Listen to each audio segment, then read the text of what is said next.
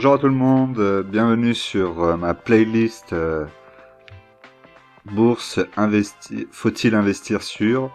Donc aujourd'hui nous allons voir la société Vonovia, qui est une société immobilière foncière cotée allemande.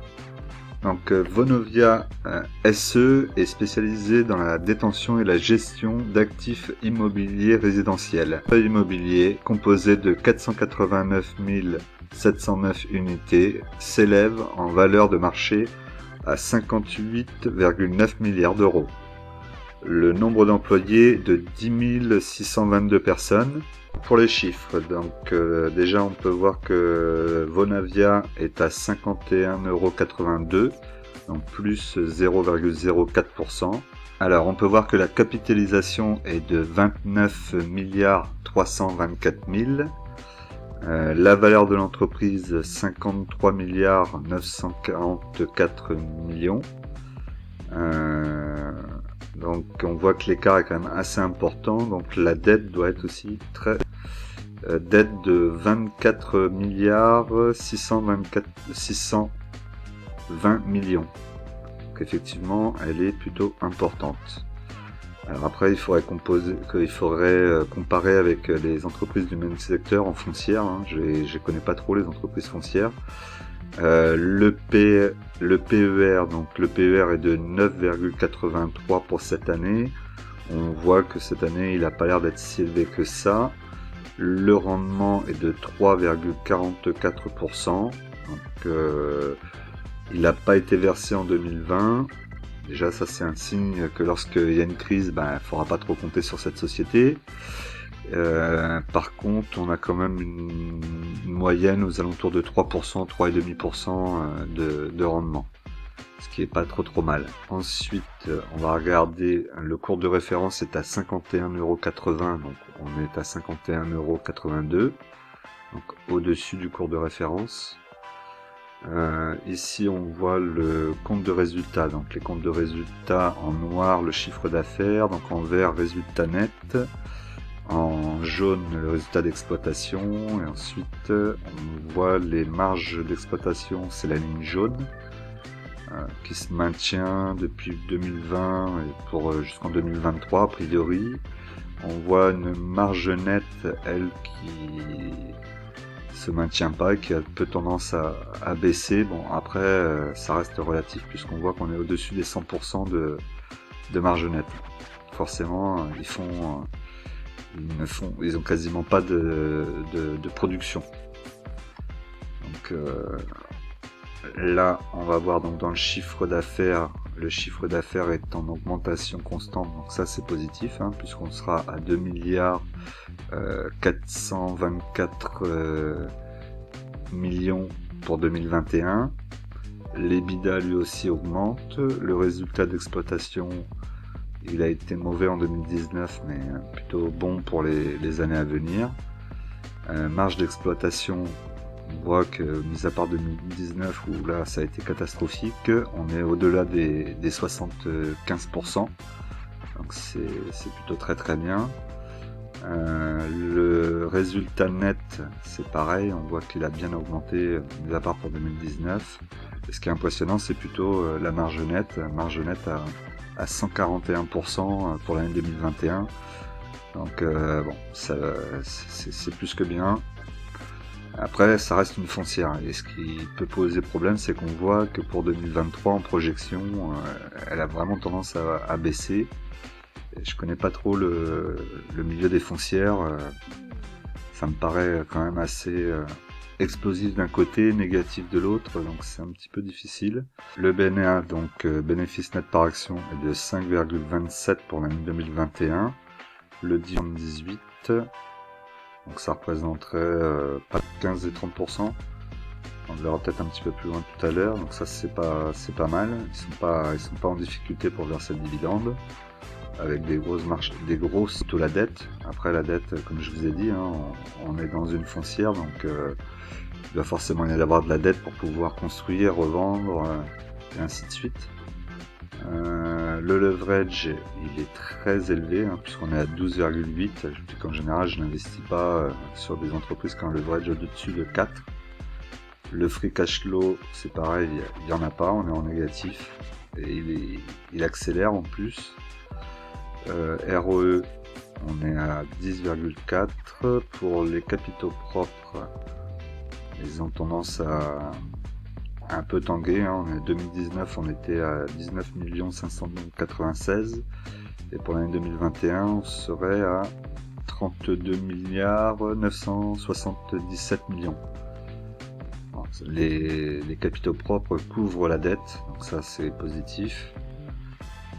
Qu'est-ce qu'on va regarder d'autre? On va regarder le BVPS qui se trouve à 48 €. Ensuite, forcément, il faut regarder s'ils investissent, ils doivent forcément investir. Donc on voit que c'est le cas. Par contre, l'investissement, c'est pareil, il est assez disparate, hein. On voit que 2018, c'était 18%. Pour 2021, c'est 82,5% même qui est prévu l'investissement. Bon, ça se tient pas trop. Alors là, par contre, quand on regarde comme ça, là, ça fait peur. Situation financière, donc là on voit, hein, il n'y a quasiment rien de positif, et surtout voilà, on voit la dette, hein, elle est vraiment très importante, et on voit même qu'elle va se creuser encore en 2023, et comme je vous dis, c'est des entreprises qui achètent, qui revendent, donc il faut forcément investir, donc c'est possible que ça soit cohérent. Là, alors si on regarde le petit tableau, donc sur la droite, donc on voit l'EBITDA. Donc l'EBITDA, on est dans la moyenne, 27,99, un petit peu au-dessus. Le rendement moyen, 3,38%, nous serons cette année à 3,44, donc ça c'est très bien. Le PER, donc le PER, on voit qu'on est à 11,7 en moyenne, donc on a un petit peu, on est en dessous, donc c'est peut-être une occasion.